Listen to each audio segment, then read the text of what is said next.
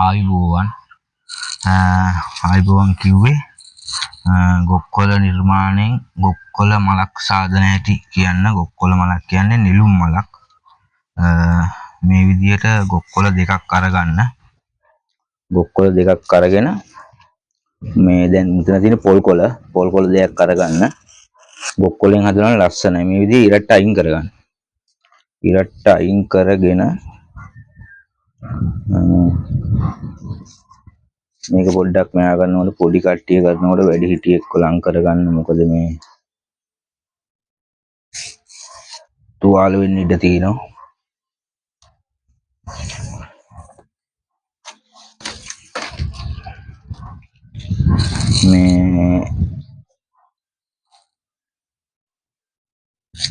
මේක බලන්න පුළුවන් නම් ඔය ඉස්කෝලේ යන කලාව කරන ළමයි බලලා ඉගෙන ගන්න ළමයි ඉන්නෝ සෑහෙන්න. කලාවට ආදරය කරන ඒ ළමයිට මේක සෑහෙන්න වැදගත් වෙයි. මේ තමන්ගේ ඉස්කෝලේ හරි යම් දෙයක් කරලා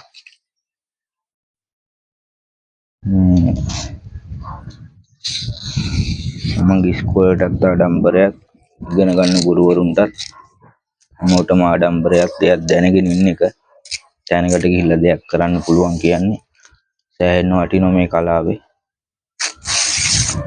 මේ ආකාරයට මේ පොල් කොළ හතරම එක සමානව ගන්න. ඒ කියන්නේ මේ පටි හතර එක සමානව ඉරලා ගන්න. මොකද එතකොට තමයි ලස්සනට එන්නේ. නැත්නම් එකක් ලොකු එකක් පොඩි වුණාට පස්සේ පොඩ්ඩක් ඒක කැතයි.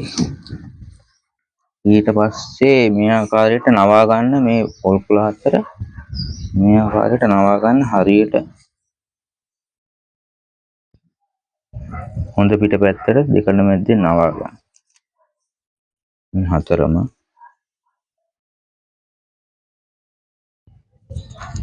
නවාගෙන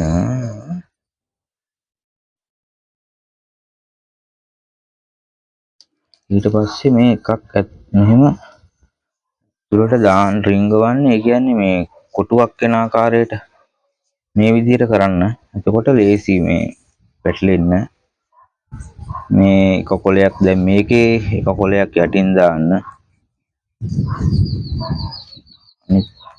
මේ ආකාරයට දින් කොලය යටින් කොලය දාලා මේකත් මෙහෙම ලං කරගන්න. හරි හතරස් එකට එන ආකාරයට හදාගන්න. හදාගෙන ඉල්ල මේ කොලේ මේ පැත්ත තියෙනවනේ. එහෙනම් පල්ලෙහාට නවා ගන්න.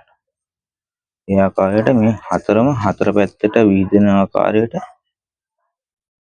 නවාගෙන මේ කොලේට යටින් ඇතුලෙන් රිංගවල මේ පැත්තෙන් ඔහොම ගන්න. එතකොට මේ විදිහට තියෙනවා. මේ තියෙන මේකේ හොඳ පිට පැත්ත අරගෙන මෙන්න මේ ආකාරයට පෙති හතරක් හදාගන්න. ඉස්සෙල්ලාම කියන්නම් පෙති හතර හදාගන්න ආකාරය. මේ විදිහට නවා ගන්න. නවාගෙන මෙහෙම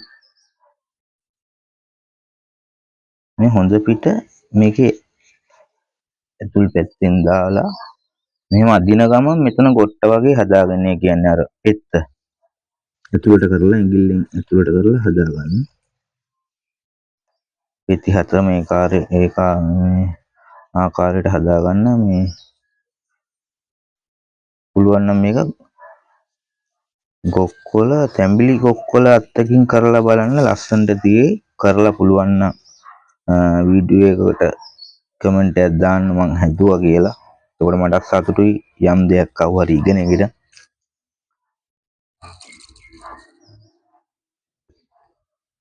මේක දන්න ගුරුවරු ඉන්නවා. මේ ගොක්කොළ ශාස්ත්‍රයේ සෑහෙන්න විද්වත් ගුරුවරු ඉන්නවා. ගුරුවරුන්ට කියන්න තියෙන්නේ අනේ පුළුවන් නම් මේකේ අඩුපාඩුවක් තියෙනවනම් මට කියලා දෙන්න කමෙන්ට් එකක් දාන්න. මොකද මමත් තාම ඉගෙන ගන්නවා. මේ ගොක්කොළ කලාව කියන්නේ සෑහෙන්න ගැඹුරට තියෙන කලාවක්.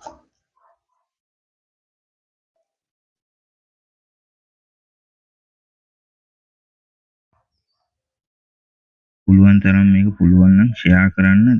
එතකොට දන්න කවුරු හරි ඔයගොල්ලෝගේ ගොක්කොල නිර්මාණය කරන. එතකොට එයාට පොඩි දැනුමක් හරි එන්න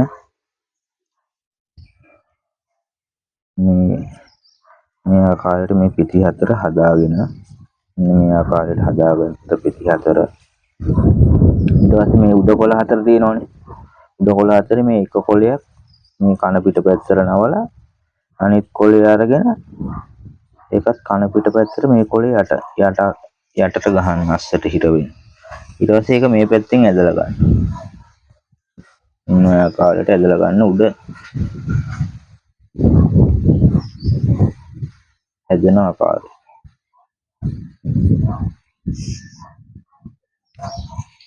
ඒ කොළ හතර මේ විදිහට මේ සකස් ගන්න. මේ ආකාරයට කොළ හතර සකසගෙන ඉවර වෙලා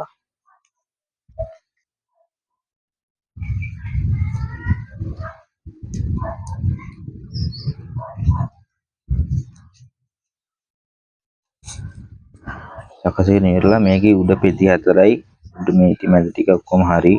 ඊට තව පෙති හතරක් හදාගමු අපි. ඒකට මේ මල පිටිපස්ස පැත්තට හරවලා මේ කොළේ අරගෙන කන පිට පැත්තට මේ විදියට මේ කන පිට පැත්තටම අරගෙන මෙහෙම ඇද ගන්න.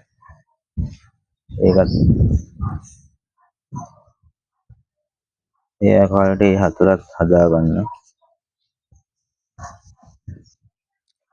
මේක කරන්න ඕනේ පුරුදු වෙන්න, නැත්නම් බලන් හිටියට කරන්න අමාරුයි. මොකද මේ කරොත් තමයි අතට මේ හුරු ඇවිල්ලා කරන්න පුළුවන් වෙන්නේ. නැත්නම් මේක කරන්න අමාරුයි. ඒකෙන්ද කරන්න පුළුවන් තරම් ප්‍රැක්ටිස් කරන්න. මේ වීඩියෝ එක බලලා තමන්ට පුළුවන් වෙලාවක ප්‍රැක්ටිස් කරන්න. එතකොට සෑහෙන්න වටිනවා යම් දෙයක් ඉගෙන ගත්තට පස්සේ.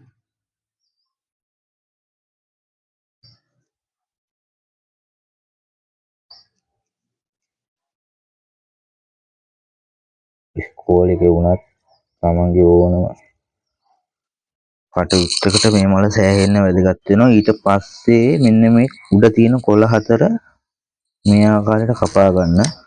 මේක පොඩි ළමයි කරනවා නම් පොඩ්ඩක් වැඩි හිටියෙක් ලං කරගන්න. අතපය තුවාල වෙන්න ඉඩ තියෙයි. ඒකෙන්ද ප්‍රවේශමෙන් කරන්න. මේ ගොක්කොල කලාව කියන්නේ හිමියට කරන දෙයක්. ඒකින්ද ප්‍රවේශමෙන් කරලා මෙන්න මේ ආකාරයට තමයි මේ ගොක්කොල නෙළුම් මල සෑදුනේ. අපි බලමු ඒ ආකාරයට හදාගත්තු තව මල් කීපයක් එක්ක මල් පොකුරක් හදාගන්නේ කොහොමද කියලා. මේ තියෙන ආකාරයට හදාගත්තු තවත් මල් කීපයක්